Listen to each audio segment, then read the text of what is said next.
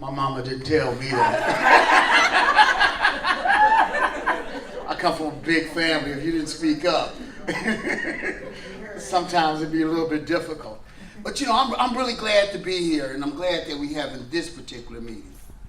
And I've been doing work on the streets since October the 22nd, 1981.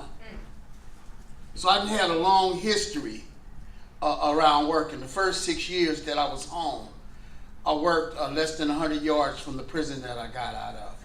I worked right in front of San Quentin, and I used to see family members come up on a regular basis, you know, and I used to see them sleeping in the cars.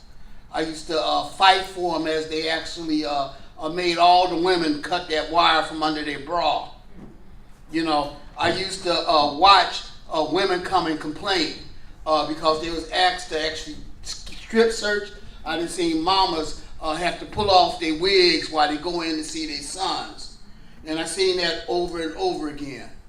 In addition to that, we've been giving away bikes in the community for the community give back for probably 16 or 17 years.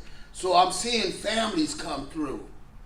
And then there was these rare occasions that I seen families actually do some stuff that showed their power in a real particular way. I seen families show up when they first started gutting the family visiting program, and they showed up in massive numbers, and they were testifying and they were organizing. I seen it again when they was fighting against the conditions of confinement at Pelican Bay and long-term solitary confinement. And stuff that I thought about over the course of this time, and I'm gonna be real brief because I know I can go at it.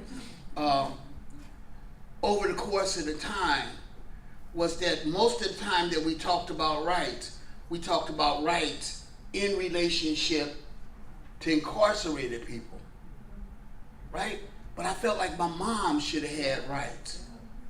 And I felt like my daughter should have had rights. And I figured, like, in the event that you see examples of how powerful people, families are,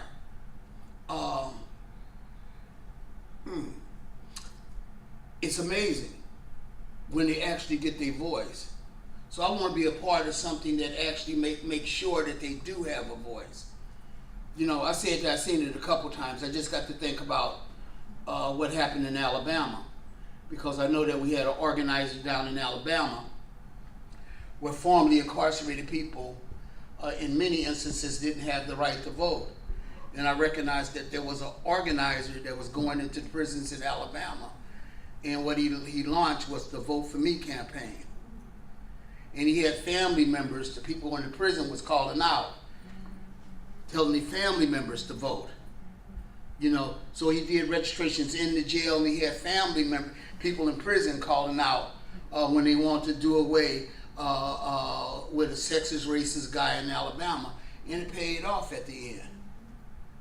You know, so I'm hoping today that we can figure out and put our heads together to figure out how do we actually bind ourselves up under something that actually would secure more rights for family members, because at a certain point, I recognize that, you know, you footing the bills for most of the restitution. That's right. I recognize that when they you send money in, they grabbing percentages that's outrageous. You know, I recognize to the most part from being here a long time that things ain't got better, they got worse. Last week I was standing at San Quentin on that bluff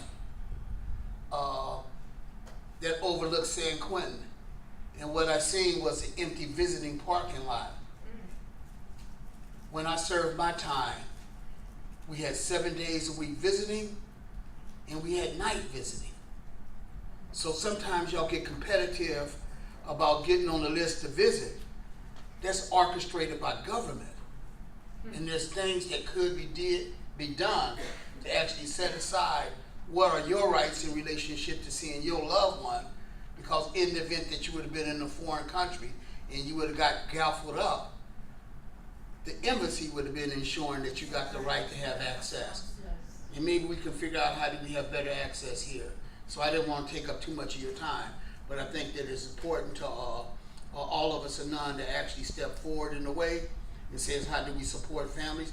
And I think it's imperative as legal services for prisons with children, of which I'm an executive director, to figure out how do we implement an organizing strategy to actually support families. So thank you. I'm Dorsey, and welcome.